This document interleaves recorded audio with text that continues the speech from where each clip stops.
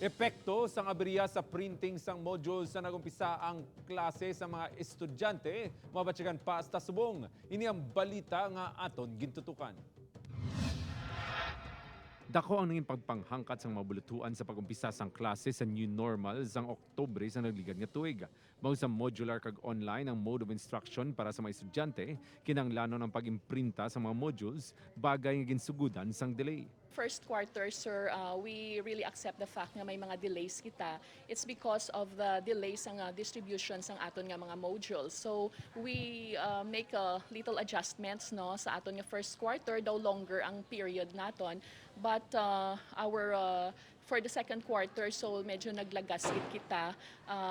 On the other hand, naghimo gid kami adjustment kay we added instead of finishing the second quarter for February, nag-additional kami sang 2 weeks nga extension because of the delay sa aton nga distribution. Plano karon sa mga bulutuhan nga disponira ng sitwasyon para makaingabot kag matapos sa mga estudyante ang ila mga tulunan.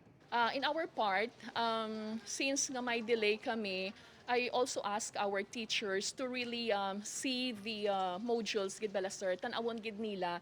And we also decided nga, for example, kung pariho man lang ina nga competency, kag madamo gid ang activities nga makita nila dila sa module, then I told them to just select the best as long nga wala man naton ma-deprive ang kabataan sang ilang learning. Pagklaro sa mga bulutuhan, wala ginapwersa mga estudyante nga matapos ang ilang modules. May mo lang ipasa ang nasarangan masabtan. Sa Banwa Samparia, plano sang LGU nga mag-hire sa mga learner support aid halin sa mga aplikante nga mga maestra. Iga-assign na maini sa mga barangay gud makabulig sa mga kabataan sa paghangop sang ila leksyon. Upod kay Hans Desierto, Cedric Baluna, 1 Western Visayas.